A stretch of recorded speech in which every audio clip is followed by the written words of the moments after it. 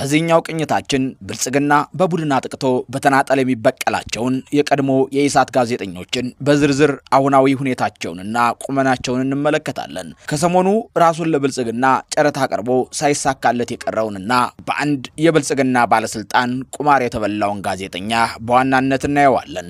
ጋዜጠኛው የአብይ እናት ጠንቋይ ናት አቃታለው በሚል ንግግሩ ይታወቃል። ሁሉንም እንነግራችኋለን። አብራችሁን ቆዩ። ቻናሉ ኢትዮ ማለዳ ነው።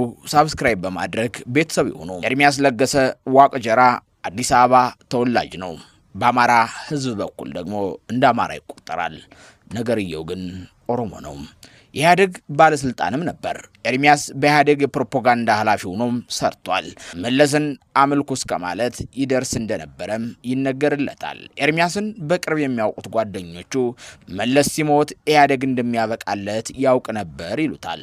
መሪ ድርጅቱን ኢህአዴግን ከድቶ ለመሄድ አጋጣሚ ሲፈልግ አንዲት የተቀደሰች ቀን ገጠመችውና አጋጣሚውን ጠብቆ ለስራ ወደ አሜሪካ እንደሄደ የፖለቲካ ጥገኝነት ጠይቆ እዚያው ቀረ። በወቅቱ ኢሳት ቴሌቪዥን ለኢህአዴግ የእግር ሰዓት የሆነበት ጊዜ ስለነበር ኢሳት ጮፌ ጎዝጉዞ ኤርሚያስን ተቀበለው። ኤርሚያስ ኢሳትን ተቀላቀለ። ኢህአዴግ የተለያዩ ሚስጥሮችን እያወጣ የሳተላይቱ ድምቀት የኢሳት ወሳኝ የፖለቲካ ተንታኝም ሆነ። በእርግጥ ኤርሚያስ አንባቢ፣ ንግግር አዋቂ፣ ጸሐፊ ነው። ታዲያ ኤርሚያስ የኢሳት ወሳኝ ሰው ሆኖ በአጭር ጊዜ አረፈው። የቀጠለው ፕሮፓጋንዳና ህዝባዊ አመጽም ኢህአዴግን አፈረሰው። አብይ አህመድንም የኢትዮጵያ ጠቅላይ ሚኒስትር አድርጎ ብቅ አደረገው። አብይ አህመድ ኢሳትን እንዴት አድርጌ ልበት ነው ብለው ቀመር የጀመሩትና መቼ ተጠቅሜ መቼ ልበትናቸው ብሎ ሂሳብ የሰራው ወደ ስልጣን ሲመጣ ነበር። በእርግጥም ሆነ ነገሩ በጊዜው ተፈጸመ። አብይ ወደ ስልጣን መጥቶ ነብያችን እየተባለ በሀገሪቱ በተለያዩ ቦታዎች የድጋፍ ሰልፍ ሲደረግ አብይ ወደ አሜሪካ ባቀናበት ወቅት ለዲያስፖራው ንግግር ሲያደርግ እዚህ የመጣሁት ሲሳይ አጊናን ለማቀፍ ነው ብለው እንደ ነጩ በሬ ተረት ያኔ ነበር ሲሳይን በደንብ አድርገው የነጠሉት። ያኔ ሲሳይ አጊና አብይ ይወደኛል ማለት ነው ብሎ ተደሰተ። ራሱንም ከሌሎች ጋዜጠኞች ልዩ አድርጎ ማየት ጀመረ። የኢሳት ልዩነት ከዚህ ላይ ነው የጀመረው። ኢሳት ሰላሙ ተናጋ። ኢሳት በጦርነት ያልተሸነፈው በድምፅ አልባ ጦርነት በትንትኑ ወጣ። ኢሳትን በበላይነት የሚመሩት የግንቦት ሰባት አመራሮች ውስጥም መከፋፈል ተፈጠረ። ኤርሚያስ ለገሰ፣ ሀብታሙ አያሌው፣ ብሩክ ይባስ፣ ምናላቸው ስማቸው፣ ኢየሩሳሌም ወዘተ የራሳቸውን ጎራ ይዘው 360 የሚል ዩቲዩብ ቻናል ከፍተው ከኢሳት ወጡ። ኢሳት በደንብ መከፋፈል ጀመረ። ከዚያ በፊት ኢሳት ገቢ የሚያገኘው ከህዝብና ከኤርትራ መንግስት ነበር። የሰሜኑ ጦርነት ሲፈነዳ ግን ብልጽግና ለኢሳት በጣም ብዙ ገንዘብ ፈሰስ አደረገ። ሲነገርም ከፋናና ከኢቲቪ በላይ እንደሆነም ይወረለታል። በጎፈንድሚም ህዝብ ይለግስ ነበር። የሰሜኑ ጦርነት አበቃ። ሲሳይ አጊና ከነፋሲልና ከነመሳይ ጋር መቃረን ጀመረ። አብይን ሲተቹት ፊቱ መቅላትም ጀመረ። በሸገር ከተማ ለምን የድሃ ቤት ይፈርሳል ብለው አብይን ጠንከር አድርገው ሲተቹት ሲሳይ ህገወጥ ከሆነ መፍረስ አለበት እያለ መከራከር ጀመረ። እዚህ ላይ ነው ነገርየው በአንድ ቻናል ይቅረቡ እንጂ ሐሳባቸው ሁለት ከሆነ ሰነባበተ። በመጨረሻም ጉንቱ የተባሉ ጋዜጠኞች መጨረሻቸው መለያየትና መከፋፈል ሆነ። ሀብታሙ አያሌውና ኤርሚያስ ለገሰ ተጣልተው ኤርሚያስ ከኢትዮ 360 ወጥቶ አዲስ ኮምፓስ የተባለ የዩቲዩብ ቻናል አቋቋመ። ብቻውንም መተንተን ጀመረ። ኢየሩስ፣ ሀብታሙ፣ ልዩ ብሩክ ቀርተው ነበር። እነሱም ተጣልተው ተለያዩ። ሀበሻ አብሮ መብላት እንጂ አብሮ መስራት አይችልም ለሚለው አባባልም ኢሳት ሁነኛ ምስክር ሆነ። ኤርሚያስ ለገሰ ዋቅጀራ ብቻውን መተንተን ጀመረ።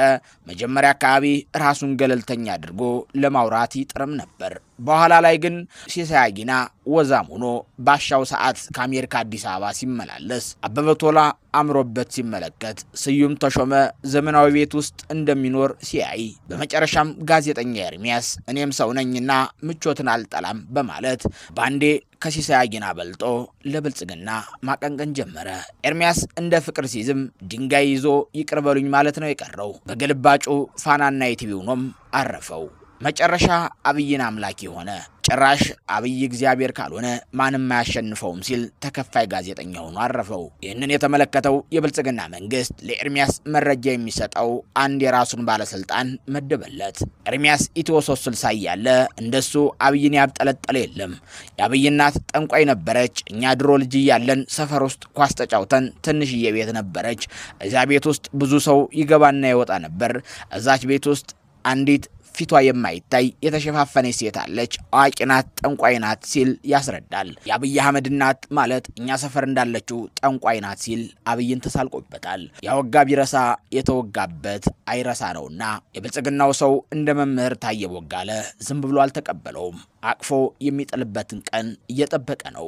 ጋዜጠኛ ኤርሚያስ ከለማ መገርሳና ከገዱ አንዳርጋቸው ከታየ ደንዳ ከነዚህ ከመማር ይልቅ የታየው የነሲሳይ አጊና ምቾት ነውና እኔ ከጌታቸው በላይ አልተሳደብኩ የሚለውን ቀመር ቀምሮ ጥሩ የብልጽግና ስፒከር ሆኖ አረፈው። ግን ኤርሚያስ ወየ ገና ከጅምሩ ቁማሩን ተበላች። ነገርየው እንዲህ ነው። የሀገሪቱ የደህንነት ዘርፍ ኃላፊ ሬድዋን ሁሴን ለኤርሚያስ ለገሰ መረጃ ላከለት። ሬድዋን ይህንን መረጃ የምልክልህ አንተ ታማኝ ስለሆንክ ነው፣ ምርጥ ወፍራም መረጃ ነውና ሰበር ዜና ብለህ ዘግበው አለው። ኤርሚያስ በደስታ አበደ። የሀገሪቱ ባለስልጣን ጻፈልኝ የሚለውን ብቻ ነው የተመለከተው። መረጃው ጀዋር መሐመድ በአሜሪካ ደህንነት መስሪያ ቤት በኤፍቢአይ ቁጥጥር ስር ውሎ ምርመራ ሲደረግበት ተናዘዘ የሚል ነው። ጀዋር ለሸኔና ለአልሸባብ ድጋፍ ሲያደርግ በመረጃ የአሜሪካ ደህንነቶች ተይዟል፣ እጽም ያዘዋውራል ይላል መረጃው። ኤርሚያስ ብዙ ዓመት አሜሪካ ኑሯል። ነገር ግን የአሜሪካን ሕግ የሚያውቅ አይመስልም። ኤፍቢአይ ዝም ብሎ ያለ መረጃ በቁጥጥር ስር አያውልም። ደግሞ መረጃ ለማንም ሀገርና ግለሰብ አይልክም። ኤርሚያስ አብይ አምኖኛል ብሎ ስለተደሰተ ብቻ ግራና ቀኙን ማየት አልፈለገም። መረጃውን ሳያላምጥ ዋጠው። ሰበር ዜና ብሎ የመጣለትን መረጃ አነበበ። ደስታው ከፊቱ ይነበብ ነበር። ማህበራዊ ሚዲያው ስለ ጀዋር መሐመድ መታሰር ያወራል። ኤርሚያስ አጋለጠው እያለ ያወራልኛል ብሎም ጠብቆ ነበር። በተቃራኒው ማህበራዊ ሚዲያው በኤርሚያስ ጅልነት ተነጋገረ። ጀዋርም አልታሰርኩም ሲል ብቅ አለ። ኤርሚያስ የሚያወራው በህልሙ ያየውን ነው ሲልም ተቸው። ጀዋር ጠበቃ እያነጋገርኩ ነው፣ በስም ማጥፋት ኤርሚያስን እከሰዋለሁ ሲል ተናገረ።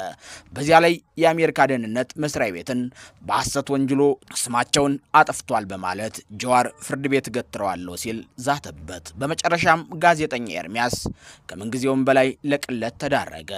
አቅዶ ለብልጽግና ሰራለሁ ብሎ ቢያስብም ሬድዋን በአንድ ድንጋይ ሁለት ወፍ አድርጎታል። ቁማሩን በልቶ አየር ላይ አስቀርጦታል። ለዛሬው በዚህ አበቃን። መልካሙን ሁሉ ተመኘንላችሁ። ቻናሉ ኢትዮ ማለዳ ነበር።